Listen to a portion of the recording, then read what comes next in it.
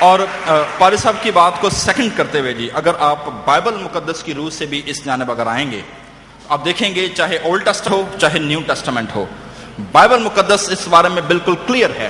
Even Azra اور نہمیہ کے دور میں جب بنی اسرائیل 70 سالہ بابلی اسیری سے واپس آئے اور جب وہاں انہوں نے مکس میرجز کی، تو صرف نسل کو خالص رکھنے کے لیے وہاں پر انہوں نے ان سارے میرجز کو ختم کرایا اور صرف ان لوگوں کو رجسٹر کیا بطور اپنے مذہب کے جن کی نسل خالص تھی، مکس نسل نہیں تھی. خدا کا اولڈ ٹیسٹمنٹ میں بھی یہ کلیئر حکم ہے کہ تو غیر قوموں کے درمیان نہ بیٹیاں دینا اور نہ بیٹیاں لینا، ورنہ سلیمان کی مثال سامنے رکھیں کہ جس کی بیویوں نے اس کے دل کو خداوند سے پھیر دیا تھا. نیو ٹیسٹمنٹ اس معاملے میں بالکل کلیئر ہے، بے ایمانوں کے ساتھ نہ ہموار جوئے میں نہ جتو. سو اس بارے میں نو کوسچن. اور جیسے پارث صاحب نے کہا جی، اس کا جو باٹم لائن ہے وہ یہ ہے کہ ایسی لڑکیوں کا یا ایسے لڑکوں کا، ایسے خاندانوں کا سوشل بائیکاٹ جو ہے وہ بڑا ضروری ہے کہ تاکہ باقی جو نسل ہے وہ اس گناہ یا اس آزمائش یا اس کو اختیار کرنے سے پہلے وہ سوچے کہ مجھے یہ کام کرنا چاہیے یا نہیں کرنا چاہیے. سو جی، ہمارے پاس سوالات آنا شروع ہو گئے ہیں اور چند ایک اور سوال آ رہے ہیں جن میں چند ایک بڑے ضروری سوال ہیں اور میں وہ رکھنا چاہتا ہوں جی آپ کے ساتھ. ایک سوال ہے جی، یہ بھی چونکہ سوشل ایشو چل رہا ہے اور یہ وہ سوالات ہیں جو اکثر نوجوانوں کے ذہنوں میں ابھرتے ہیں. سوال ہے جی بھائی صاحب، بڑا دلچسپ سوال ہے کہ اگر پاسٹر بار بار، اب یہ پتہ نہیں کسی پٹھان نے لکھ کے بھیجا جی، وہ لکھا جی ایسی نوجوان کو، اب یہ پتہ نہیں یہ ایسا نوجوان ہے یا ایسی نوجوان ہے کہ جو نجات یافتہ ہو اور وہ دوبارہ گناہ میں گر جائے اور وہ نوجوان کسی بھی طرح سے نہ سنے، تو کیا پاسٹر کو اس نوجوان کو چھوڑ دینا چاہیے؟ اب گناہ بھی نیچے بتایا جی انہوں نے سٹار بنا کر، اور وہ ہے جی گناہ یہ ہو کہ عشق محبت وغیرہ. سو میرا خیال ہے جی پارث صاحب اس بارے میں آگے بات کریں گے. میں اس کو سوال کو آگے بڑھانے سے پہلے صرف یہ کہوں گا کہ عشق یا محبت کوئی گناہ کے زمرے میں نہیں آتا. جی آگے چلیں گے جی پارث صاحب. نوجوان جو ایماندار ہے اور وہ فی الحال ہم گناہ کی بات کر رہے ہیں، کسی گناہ میں گر جاتا ہے اور پاسبان اس کو بار بار منع کرتا ہے اور وہ واپس نہیں آتا، جس سبب سے اس پر کوئی فتویٰ لگ جاتا اور اس کو نکال دیا جاتا یا الگ کر لیا جاتا ہے. میں سمجھتا ہوں کہ جب ہم خدا کے کلام کو دیکھتے ہیں تو کلام مقدس کو بنیاد بناتے ہوئے یہ ایک حقیقت نظر آتی ہے کہ جو پاسبان اس نوجوان پر فتویٰ دیتا ہے وہ بھی اپنا ہاتھ کھڑا کر کے یہ نہیں کہہ سکتا کہ میں فرشتہ ہوں.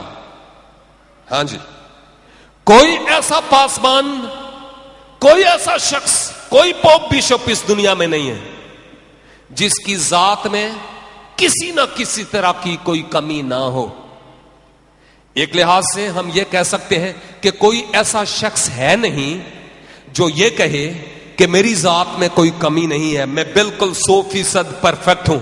تے پہلیا پھرتے تو یسوع مسیح ہو گیا. لہذا یہاں پر نہ کوئی فرشتہ ہے نہ کوئی فرشتی ہے، ہم سب انسان ہوتے ہوئے کمزور ہیں. پاسبانوں کی زندگیوں میں بھی کمزوریاں پائی جاتی ہیں. لہذا اس سے قبل کہ کسی دوسرے کو فتویٰ دیا جائے، ہمیں ذاتی طور پر فتویٰ قبول کرنے کی ضرورت ہوگی.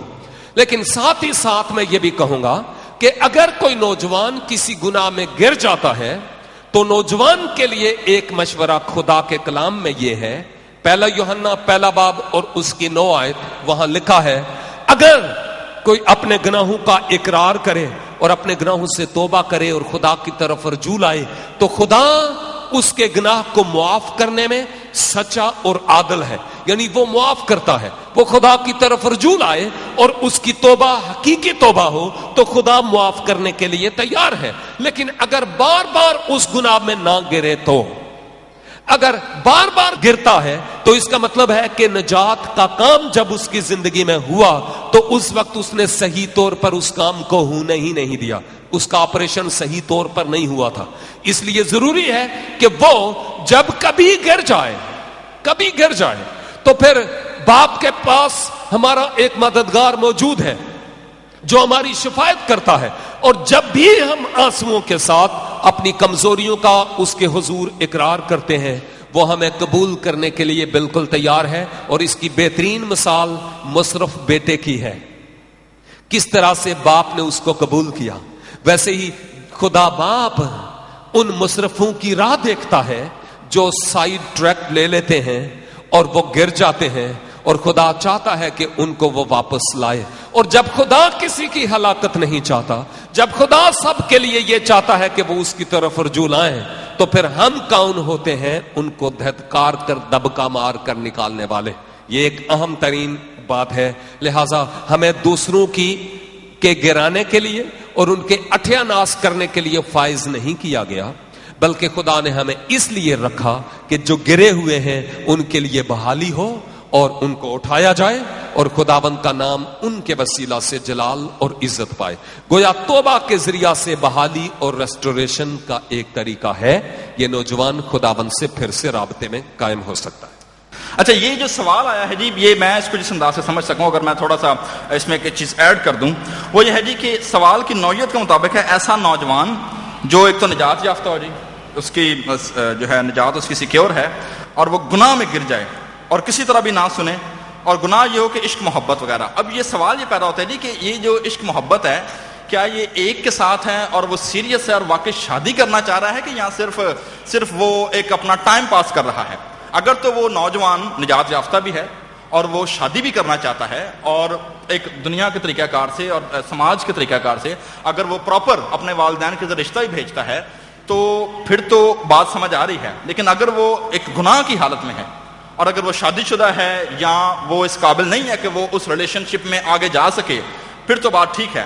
یہاں مجھے ایک بات آ گئی ہے یاد, میں جو شیئر کرنا چاہتا ہوں, پھر ہم نیکسٹ سوال پر چلیں گے. ہالی ووڈ کے ایک اداکار کا انٹرویو ہو رہا تھا جی, اور ہالی ووڈ وہ جگہ ہے جہاں منٹوں میں شادیاں ہوتی ہیں اور سیکنڈز میں طلاق ہوتی ہے.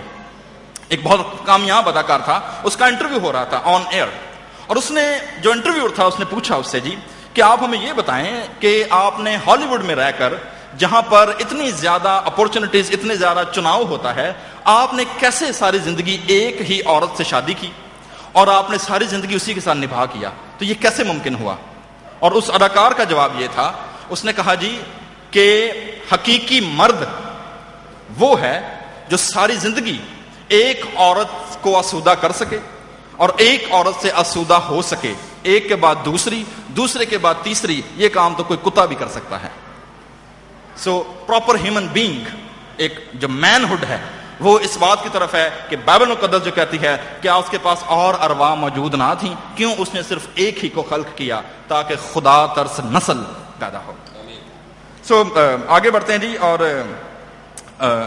ایک اور سوال ہے جی, یہ سوال آسان ہے جی. اگر کوئی اپنی پسند کی شادی کرنا چاہتا ہو لیکن والدین اس بات سے خوش نہ ہوں, تو منجی کتھے ڈائے تو روڑا کتھے پائے. عام ترین سوال ہے ڈینیل بھائی آپ کا, اور اس کے لیے زیادہ بہتر آپ کا جو درمیانی ہو سکتا ہے وہ آپ کا کلیسیائی رہنما ہو سکتا ہے. اس کو ذرا اپنے حساب کتاب میں لیں, اس کے ساتھ میٹنگ کریں, اس کے ساتھ بات چیت کریں, اور اس سے پوچھیں کہ جناب یہ مسئلہ ہے اور اس کا حل کس طرح سے ہو سکتا ہے, اور ان کے ذریعہ سے آپ کے والدین آپ کی بات کو سمجھ سکیں. اور آپ اپنے رہنما کے ساتھ جب کھل کر بات کریں گے کہ میری مجبوری کیا ہے, کھل کر بات کریں گے تو وہ آپ کے مسئلے کو سمجھیں گے, اور پھر ممکن ہے کہ وہ آپ کے والدین سے اس موضوع پر بات کریں اور آپ کا جو خواب ہے اس کی تعبیر پوری ہو سکے. چند ایک سوالات جو ابھر کر سامنے آئے ہیں, یقیناً اس پہ پروگرام تو ہونا چاہیے, لیکن میں ایک بات کلیئر کر دوں جی کہ یہ عشق یا محبت جو لوگ شاید یہاں جو تاثر ابھر کر سامنے آ رہا ہے کہ شاید یہ گناہ ہے, شاید یہ بدی ہے. سو یہ چیز میں کلیئر کر دوں جی کہ اگر آپ ایسی حالت میں ہیں, خدا نے اگر آپ کو نوجوانی میں رکھا ہے اور آپ اپنا لائف پارٹنر چننا چاہتے ہیں, اپنی مرضی سے چننا چاہتے ہیں, اور اگر آپ کی کسی جگہ پر کوئی انڈرسٹینڈنگ کریٹ ہو چکی ہے, تو یہ گناہ نہیں ہے. اس کو سماج کے اور مذہب کے دائرہ کار کے ڈسپلن کے اندر رکھتے ہوئے آپ اس کام کو اور اس ریلیشن شپ کو مضبوطی سے آگے بڑھانے کا سبب بن سکتے ہیں. اور اگر آپ سمجھتے ہیں کہ یہ دوشیزہ یا یہ جو لال ہے آپ کی زندگی میں آ کر آپ کے لیے کانٹے نہیں بچھائے گا اور آپ کا معاون اور دست راست ہوگا, تو پھر بہتر ہوگا کہ جتنا جلدی ہوگا जितना जल्दी हो इस पर स्टेप लें, आगे बात को बढ़ाएं, किसी से बात करें। ये इसी तरह से ही मामला कई वरें कर ना रहे, जितना जल्दी हो इसको आगे बढ़ाएं ताकि मामला जल्द रफा दफा हो सके। ओके जी, पर साहब आगे बढ़ते हैं इस सब्जेक्ट से। एक और सवाल जो आया है वो एक पासबान का सवाल है जी। Yes sir. और वो है जी कि नौजवान इबादत में नहीं आते बल्कि वो आवारा गर्दी करते हैं। कोई ऐसा तरीका, कोई फार्मूला, कोई बूटी, कोई ऐसी बताएं कि उनकी तवज्जो जो है वो इबादत की तरफ हो जाए जी। Of course. सॉरी, मैं आगे बढ़ाना चाहता हूँ इस बात को, फिर मैं आपकी तरफ आऊंगा। एक चीज जो जी अभी आपने देखी होगी, मैं इस बात को बड़ा फील करता हूँ और शायद मैं आपके सामने इस बात को रखना चाहता हूँ। आपने देखा होगा कि हमारे जो इबादत हैं इनमें आज हमारे ऊपर ये हाल आ गया है, हम इस सिचुएशन में आ गए हैं, हमें अपने वर्शिप के प्रोग्राम के लिए हमें दीगर मज़ाहब के फनकारों की जरूरत पड़ती है। हमारी अपनी कम्युनिटी में नेशनल लेवल पर भी अर्नस्ट मल साहब के जाने के बाद या भाई मजीद के बाद हम अभी तक कोई ऐसा सूरमा नहीं सामने ला सके जो इनके स्पेल को, इनके जादू को तोड़े। और मेरा ख्याल है ये मैं चैलेंज देना चाहता हूँ जी, अगर आप लोग ये समझते हैं कि खुदा ने आपको गाने का गिफ्ट दिया है, खुदा ने आपको कोई साज बजाने का गिफ्ट दिया है और आपको नेशनल लेवल पर या किसी मीडिया के अंदर मौका नहीं मिलता, आप आगे आइए, आप मेरे साथ कांटेक्ट करें। इन दिनों भी हम एक पूरा एल्बम कर रहे हैं और हमारा ये चौथा एल्बम आ रहा है और हमने ये खुदा के सामने कमिट किया है कि हम कभी भी किसी भी नॉन क्रिश्चियन को उसमें शामिल नहीं करेंगे। और खुदा का शुक्र है कि ये हमारा चौथा एल्बम आ रहा है और इसमें हमने सिंगर्स, म्यूजिशियन, अरेंजर, गाने वाले, बच्चे, बूढ़े, जवान जितने हमने लिए हैं, क्वायर्स लिए हैं, वो हमने सारी की सारी कलीसियाओं से उठाए हैं। सो नौजवानों के लिए अट्रैक्शन क्या होनी चाहिए जी? और वो थैंक यू वेरी मच जी। मैं समझता हूं कि ऐसे साहब के लिए ये कोई खास पासबान है जिन्होंने ये सवाल पूछा, क्योंकि पासबान हो, बुलाया हुआ खुदा की तरफ से, बोझ हो, घुटने उसके मजबूत हूं, दुआगो हो, तो जैसे मैंने पहले कहा कि एक कलीसिया में रहकर उसके लिए इतने ज्यादा काम है कि वो कहीं और जगह, किसी और जगह पर कलीसिया बनाने के बारे में शायद ही सोचेगा। तो क्यों नौजवान उस कलीसिया में आगे नहीं है, एक्टिव नहीं है? क्योंकि ये जो पासबान, जिस किसी पासबान का सवाल है, वो उन नौजवानों के लिए वैसे प्लेटफॉर्म मुहैया नहीं कर रहे जिन प्लेटफॉर्म पर वो नौजवान आए और जो टैलेंट्स और तोड़े और नेमतें खुदा ने उनको दी हैं उनका वो अमली तौर पर मुजाहिरा कर सकें। जैसे परस्तिश में आगे बढ़ने की बात है, कई कलीसियाओं में अगर क्वायर है तो बिल्कुल नॉमिनल है, और सिर्फ ये क्वायर की बात ही नहीं है, जैसे अभी भी बात हुई है परस्तिश के ताल्लुक से हो चुकी है, लेकिन साथ ही साथ मैं ये भी कहूंगा कि बेशुमार ऐसी कलीसियाएं हैं जिनमें सिर्फ और सिर्फ इतवार की इबादत है, जबकि नौजवानों की ऐदे हाजिर के मुताबिक जो जरूरत है, उनकी ज़हनी जरूरत को मद्देनजर रखते हुए उनके लिए ऐसे प्रोग्राम्स मुरतब करने की जरूरत है ताकि वो ऐसे प्रोग्राम्स में आए और उनकी रूहानी एतबार से मदद हो सके। एक चर्च जिसमें हमारी मेंबरशिप है, नाम लेने की जरूरत नहीं है, लेकिन उस चर्च में हर एज के लोगों के लिए अलग अलग बाइबल स्टडी है। एक ही पादरी है, तकरीबन 200 के करीब लोग हर संडे को मीटिंग अटेंड करते हैं। उसमें शादीशुदा लोगों के लिए अलग से क्लास है, फिर उसके बाद जो नौजवान है गैर शादीशुदा, उनकी अलग से क्लासेस होती हैं, उनके अलग से टीचर हैं। उनसे कम उम्र के जो हैं टीनेजर, उनके लिए अलग से क्लासेस हैं। 8 से 12 साल वालों के लिए अलग से, उनसे छोटी उम्र के लिए अलग से क्लासेस हैं, और उनकी ज़हनियत के मुताबिक उनकी मदद की जाती है। और उस चर्च में मंगल के दिन और जुमेरात के दिन शाम को अलग से क्लासेस बाइबल स्टडी होती हैं। वो बाइबल स्कूल है उनका, जो आकर वहां पर स्टडी कर सकते हैं।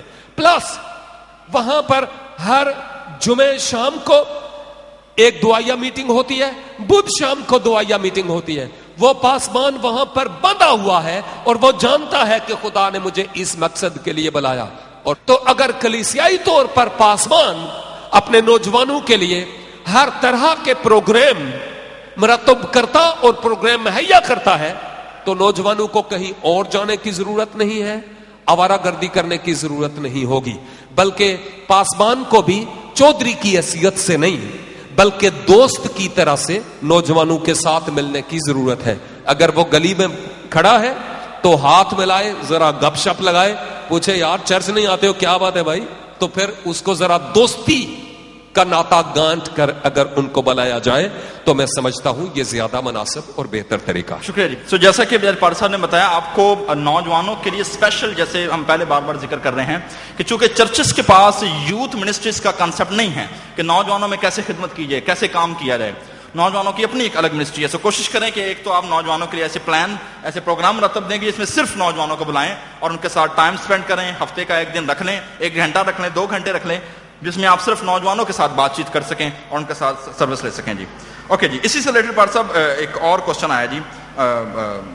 मसलन ये एक इशू है जो बता रहे हैं जी कि हमारे शहर कराची में ये है खालिद इमानुअल साहब कुरंगी 2.5 नंबर से मौजूद हैं जी। खालिद साहब, हाँ जी। हमारे शहर कराची में बहुत सारी मिनिस्ट्रीज या चर्चेस, कलीसियाएं काम कर रही हैं और अच्छा काम कर रही हैं। चंदे का नाम लिया उन्होंने, मगर एक पास्टर किसी एक चर्च में या किसी एक मिनिस्ट्री में काफी अरसा काम करने के बाद अपनी मिनिस्ट्री रजिस्ट्री करवा लेता है जी, वो एक नया प्लेटफॉर्म बना लेता है। क्या एक ही मिनिस्ट्री को आगे ले जाना मुनासिब नहीं और बहुत से लोगों का क्या तासुर होगा? ये उनका सवाल है कि जी लोग क्या कहेंगे कि अगर आप अलग हो जाएंगे या आप एक अपने नाम से मिनिस्ट्री चलाना शुरू कर देंगे। आप इस बारे में क्या कमेंट करते हैं? एक बात तो इसमें यह है कि लगता है कि ये कोई ऐसा वाकई रियल इशू हुआ है जिस सबब से ये सवाल उठा है। ये कोई रियल इशू है जिस सबब से ये सवाल उठा है, तो मैं उस रियल इशू के बारे में इस वक्त तो ज्यादा नहीं कहूंगा, लेकिन इतना जरूर कहूंगा कि मिनिस्ट्रीज से मिनिस्ट्रीज निकलना जरूरी है, निकलनी चाहिए, ये जरूरी है। फर्ज करें कि मैं बैप्टिस्ट चर्च का मेंबर हूं, फर्ज करें, वैसे मैं मसीही हूं और इतना ही कबूल करें तो ज्यादा बेहतर है, लेकिन फर्ज करें मैं बैप्टिस्ट चर्च का मेंबर हूं और मैं कहूं कि पूरी कराची में सिर्फ बैप्टिस्ट चर्च होना चाहिए, तो इसका मतलब यह हुआ कि मैंने पूरी कराची के जितनी भी आबादी है, जितने भी लोग हैं, खा मसीही हैं या गैर मसीही, उन सब का बोझ अपने आप पर ले रहा हूं। ऐसे ही है ना, उन सब का बोझ मैं अपने आप पर ले रहा हूं। लेकिन अगर मैं ये सोचूं कि मैं सिर्फ पूरी कराची में सिर्फ एक छोटे से हिस्से पर काम कर सकता हूं और मैं पूरी कराची में नहीं जा सकता, मैं एक अकेला कहां कहां जाऊंगा, लिहाजा मैं उन दूसरी डिनोमिनेशंस के लिए जो ऑलरेडी काम करती हैं उनके लिए भी खुदा का शुक्र अदा करने की जरूरत है, क्योंकि उन्होंने मेरा बोझ बांट लिया है और वो मेरे माबन हुए हैं। और जब हम किताब मुकद्दस में देखते हैं तो वहां भी पौलुस और बरनबास की अलहदगी हमें नजर आती है, अलग अलग वो हुए हैं और खुदा ने दोनों को अपने अपने फील्ड में बड़ी कसरत के साथ इस्तेमाल किया है और खुदा ने उनसे काम लिया है। ये एक अहम तरीन बात है जो हमें नजर आती है। लेकिन खिदमत चल रही है और खिदमत को, उस मिनिस्ट्री को छोड़ देना, एक नई मिनिस्ट्री को रन करना और उसको रजिस्टर करना, ये कोई एक अहम पहलू है जिस सबब से उन साहब ने ऐसा किया है। इसके पीछे जरूर कोई खास बात है, वरना और कोई पहलू नजर नहीं आता है। मे भी माली तौर पर उनको कोई लालच मिला हो जिस सबब से वो नई मिनिस्ट्री को वो एक नया प्लेटफॉर्म का रंग दे रहे हो, ये मुमकिन हो सकता है। लेकिन अगर उसी मिनिस्ट्री के तहत रहते हुए वो कोई और मिनिस्ट्री शुरू करते जैसे वो कर रहे हैं तो मेरे ख्याल में कोई प्रॉब्लम नहीं थी, वो कर सकते थे। लेकिन लाजमन किसी ने कोई नाम दिया होगा और उसके पीछे कुछ बोटी वोटी भी लगी हुई होगी जिस सबब से उन्होंने इस हड्डी को चबाना आसान समझा। हाँ जी। सो जी, ये आपने देखा होगा कि अक्सर जैसे पाल साहब जिक्र कर रहे थे कि मल्टीप्लाई चर्चेस का होना अच्छी बात है, खिदमत को फैलाना, नए पासबान तैयार होना, नए मिनिस्टर्स निकलना अच्छी बात है। लेकिन अगर आप सिर्फ अपने नाम को बढ़ाना चाहते हैं जी कि जी मेरा नाम लाइट में आना चाहिए और पारिस साहब मुझे मौका नहीं दे रहे जी, मैं इसके नीचे पनप नहीं रहा तो मैं अलग प्लेटफॉर्म बनाऊंगा, तो फिर मेरा ख्याल है ये खुदगर्जी का काम है, ये खिदमत का काम नहीं है। अगर आप खिदमत ही करना चाहते हैं और आपको खुदा ने बुलाया है तो आप क्यों नहीं उसी को आगे मल्टीप्लाई करते, उसी प्लेटफॉर्म को, और आगे खिदमत को आगे लेकर जाते हैं। ओके जी, ये चंद एक सवाल और आए हैं जी। एक बड़ा सवाल 2 बार आया है जी, 2 जगहों से मुख्तलिफ, मैं से रखना चाहता हूँ। सोशल इशू है जी। एक बाबर भट्टी साहब ने ये सवाल किया है और एक का नाम नहीं लिखा हुआ।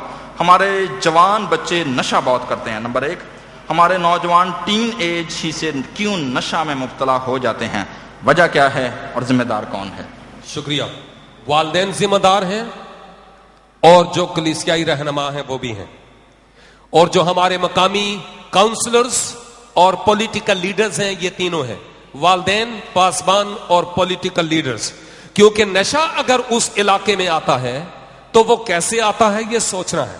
یہ پولیٹیکل لیڈرز کو یہ سارے راستے پتہ ہوتے ہیں, اور اگر وہ ان راستوں پر بند لگانا چاہیں تو وہ لگا سکتے ہیں. اگر وہ کپیاں لا سکتے ہیں تو پڑیاں بھی لا سکتے ہیں, اور اگر وہ لا سکتے ہیں تو ان کو بند بھی کر سکتے ہیں. یہ ان کے پاس باقاعدہ اختیار ہے. لیکن پولیٹیکل لیڈرز اور جو کاؤنسلرز اور ایسے رہنما جو مقامی طور پر سوشل لیڈرز ہیں, وہ اگر اپنا کردار نہ ادا کریں تو پھر جو پاسبان ہیں ان کو گاہے بگائے, ہر ہفتے تو نہیں لیکن گاہے بگائے, منشیات کی روک تھام اور ان منشیات کے استعمال سے جو نتائج نکلتے ہیں ان پر ضرور میسیجز دیتے رہنے کی ضرورت ہے. اور والدین کو بھی یہ دیکھنے کی ضرورت ہے کہ میرا بیٹا یا میری بیٹی کن لوگوں کے ساتھ رفاقت رکھتا, اس کی صحبت کس کے ساتھ ہے, وہ لوگ اچھے ہیں یا برے ہیں. اور اگر ہم ان باتوں کو ملحوظ خاطر رکھیں گے تو میں سمجھتا ہوں نسل نو اس نشہ بازی کی لعنت سے باز رہ سکتی. جی پاری صاحب نے جیسے ذکر کیا, آپ صرف اس کو اگر آپ عالمگیر سطح پر دیکھیں تو منشیات صرف پاکستان مسئلہ نہیں ہے, منشیات دنیا بھر کا مسئلہ ہے. اور امریکہ جیسا ملک بھی جو ہے یہ اس وار کے اندر شریک ہے. ہمارے اوپر اس کا اثر زیادہ اس لیے ہے پاکستان میں کہ میں صرف ایک پوائنٹ ذکر کروں گا جی, میرا چونکہ یہ ایشو نہیں ہے لیکن میں آپ کی معلومات کے لیے صرف بتانا چاہتا ہوں جی کہ افغان وار کے بعد پاکستان جو ہے یہ ٹریڈ روٹ ہے, پاکستان سے منشیات پوری دنیا میں نکلتی ہے. تو اس لیے بھی یہ ایک بہت بڑا ایفیکٹ ہے کہ پاکستان کے اندر افغان جنگ کے بعد جو ہے یہ نشے بازی کی چیزیں جو زیادہ بڑی ہیں. اگر آپ کو موقع ملے تو نیشنل جیوگرافک چینل پر جا کر کولمبیا یا ڈرگ مافیا کا کلک کیجئے گا, آپ کو ساری نظر آ جائے گی کہ دنیا بھر میں یہ کیا ہو رہا ہے. آگے چلتے ہیں جی پروگرام کے اختتام کی طرف, اور ایک اور شادی بیاہ کے تعلق سے سوال دو آئے ہیں, سو میں چاہ رہا ہوں جی میں بتا رہا ہوں آپ کے سامنے. پہلے ہے جی کہ مسیح کی کلیسیا میں, نام نہیں لکھا انہوں نے, بہت سارے لوگ دو شادیاں کر لیتے ہیں جی, اس کے بارے میں جواب دیں. پہلے بات تو یہ ہے 2 شادیوں کا. اسی سے ریلیٹڈ ایک اور ہے جی, اگر خدا کے خادم ہی, اب یہ نہیں ذکر کیا جی کہ خادم کنوارا تھا یا کیا تھا, شادی شدہ تھا, عشق و محبت میں آ کر کسی کے گھر سے عورت یا لڑکی بھگا کر لے جائے, ایسے خادم کو خادم مانا جائے یا نہیں؟ یہ جان گلزار صاحب ہیں جنہوں نے یہ سیکنڈ کوشچن کیا ہے. تھینک یو ویری مچ جی, بہت خوبصورت سوال ہیں یہ دونوں اور اہم ترین سوال ہیں. پہلی بات یہ ہے کہ خدا نے پہلے بھی ایرک صاحب ذکر کر چکے ہیں کہ عدن میں جب آدم کے لیے خدا نے انتظام کیا تو اس نے ایک ہی کا کیا, 2 کا نہیں کیا. سب سے پہلا جو انسٹیٹیوشن ہمیں نظر آتا ہے وہ عدن میں ہی نظر آتا ہے کہ خدا نے ایک ہی کا انتظام کیا, یعنی ہوا کا, اور آدم کا وہی ایک ساتھ ہی رہا. 2 4 والا مسئلہ ہمارے ہاں نہیں ہے. اور اسی طرح جب ہم نئے عہد نامے میں آتے ہیں تو وہاں بھی کثرت ازدواج کا کسی طرح کا کوئی کنسپٹ نہیں ہے.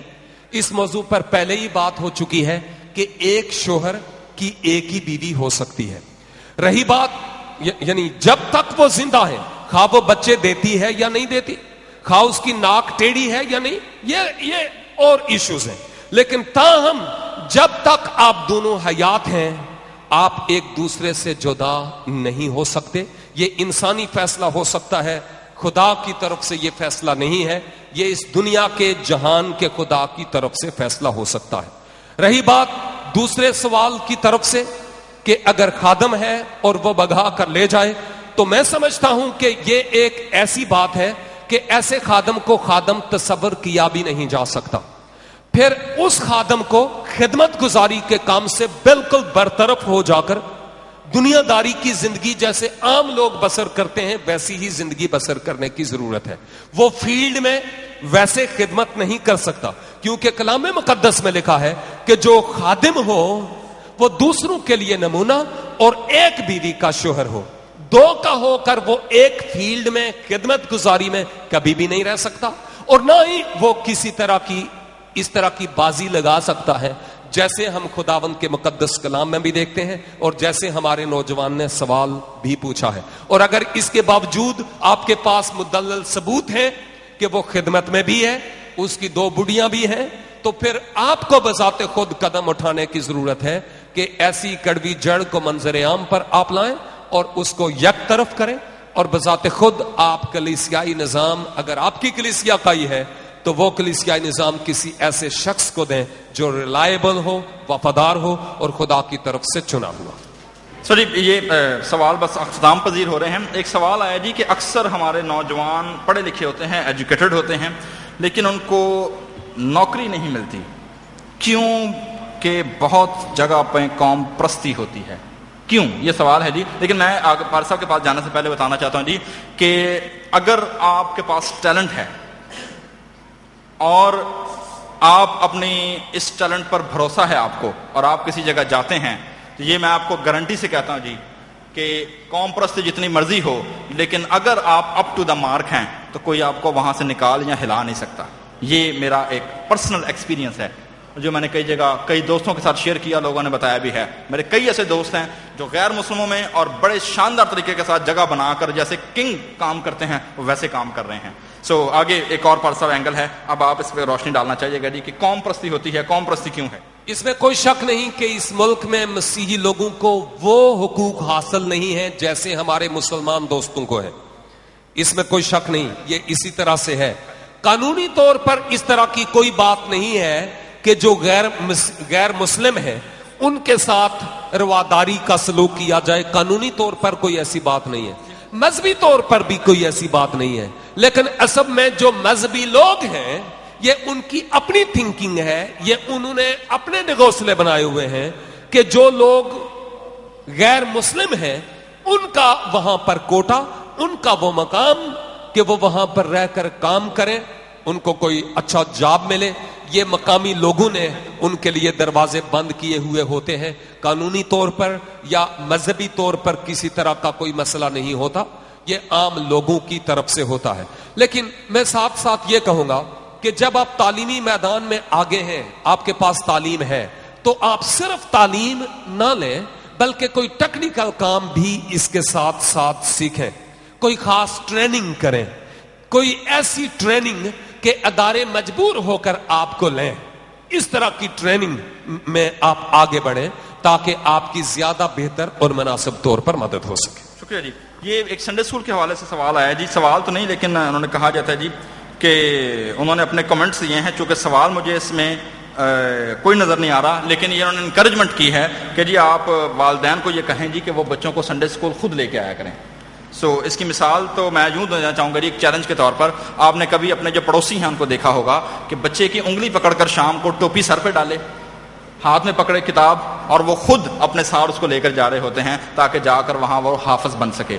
یہ چیلنج ہے جی آپ کے لیے بھی کہ اپنے بچوں کو ضرور بھیجیں سنڈے اسکول، اگر نہیں جاتے انہیں خود لے کر آئیں۔ یہ پر سب سنڈے اسکول کے حوالے سے کئی چرچز میں سنڈے اسکول اتنے خوب ہیں کہ کئی والدین واقعی ایسے ہیں کہ وہ بچوں کو گیٹ سے ان کر آتے ہیں اور بذات خود چرچ نہیں آتے۔